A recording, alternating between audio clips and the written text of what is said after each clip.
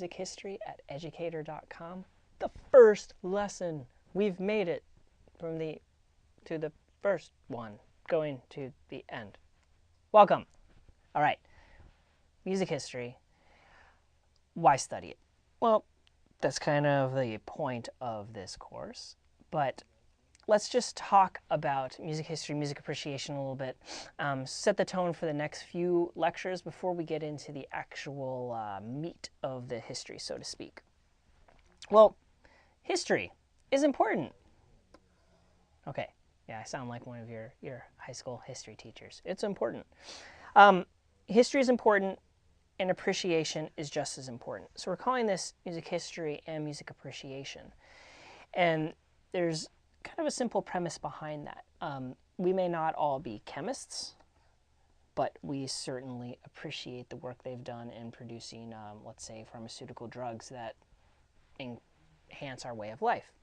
We may not all be lawyers, but we certainly appreciate how they fight for justice, or, I don't know, fill in anything from Law and Order. Wonderful TV show. Actually, we'll hear sound bites from Law and Order later on in this course.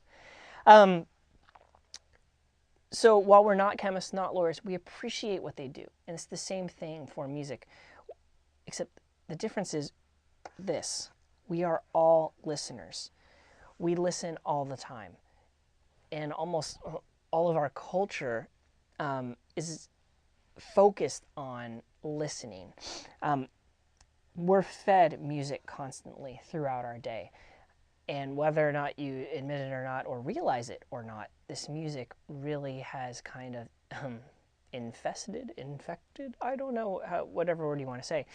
It's around all the time, on ads, TV, film, when you walk in grocery stores, when you're at shopping malls and you get the kind of music, right?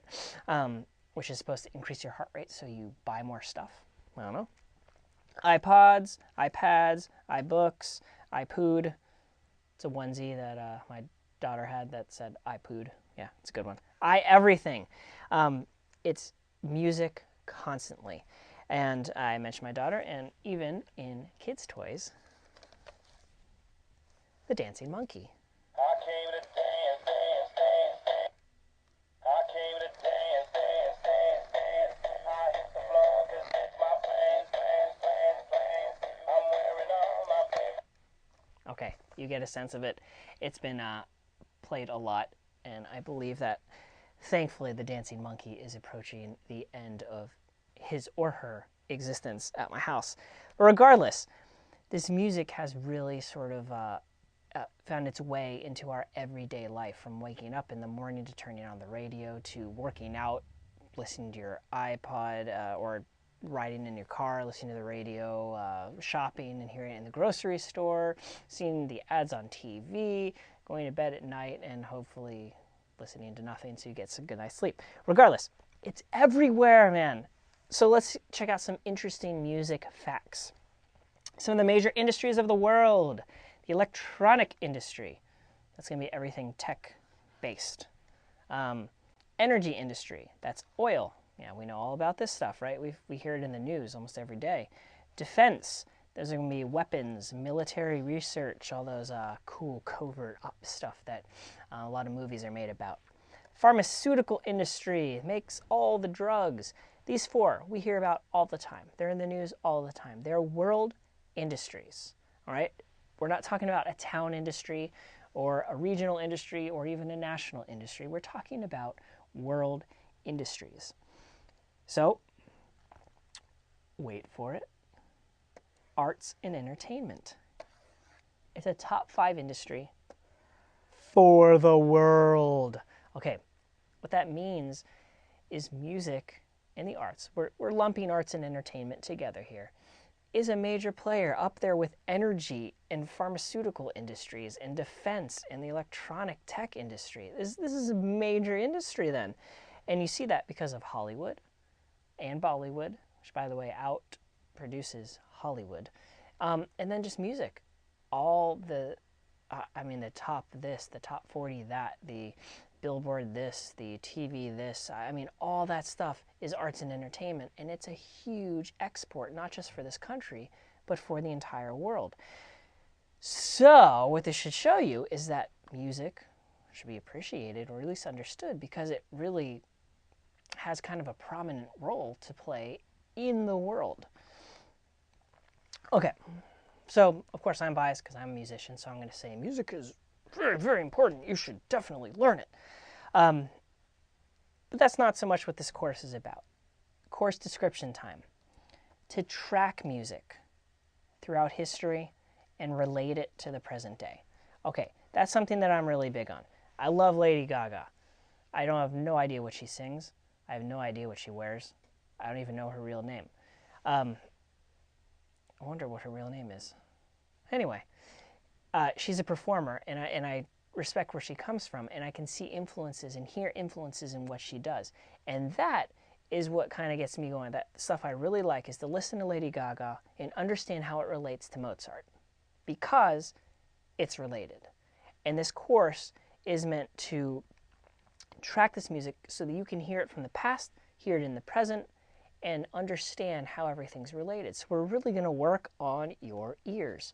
We're covering music from the Middle Ages, the Renaissance, the Baroque, the Classical, the Romantic, the 20th century. Those are going to be our larger units. I have lessons within all those. There are going to be a lot of musical examples. So I'm going to use an MP3 player for shorter examples when I'm going to play right here. 1, 2, 3 o'clock, 4 o'clock, rock. 5, 6, 7 o'clock, 8 o'clock, rock. 9, 10, 11 o'clock, 12 o'clock, rock. We're gonna rock around the clock tonight. Whoops, that's right. Okay, there you go. Little Bill Haley in the Comets. Technically the first rock and roll song ever recorded. Anyway, I'm going to use YouTube for longer clips. And so what we'll do is when I say there's a YouTube example, I'll ask you to pause the video, watch the example, which will be on the quick notes, and then come back to the lesson. So why don't you click pause now, click on the link, and then come back. Okay, so yes, shameless self-promotion. That was me performing with another percussionist. I'm the shorter guy on the left. It's a piece called Church Car. Kind of wacky, but I'm wacky, so should give you a sense of who I am. So that's how we're going to use YouTube. Let's review what we talked about in the sort of introductory lesson and talk about what's coming next. All right, music is everywhere. It's everywhere, and you cannot fight me on that. That's just a simple truth. This course is designed to help your ears make connections. All right, what I want you to be able to do is to hear music from different time periods and understand why it's that time period, or what's happening there, or why that's happening there and not happening there. And this is possible by first examining what we call the parameters of music. And that's what the next 3 lessons are going to be on. Now, the parameters of music are the essential building blocks of music, the DNA, if you will, of music. They're broken down into 8 different parameters plus an extra one. So the first lesson will be on melody, harmony, form, and texture. Then we'll talk about rhythm, meter, dynamics, and tone. Those are the 8 parameters. But the final lesson for this unit will be on instrumentation and orchestration, which is simply what do we use to use these parameters.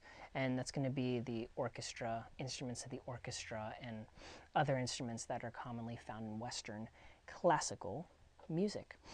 So that concludes lesson number 1. Congratulations, you made it through 1.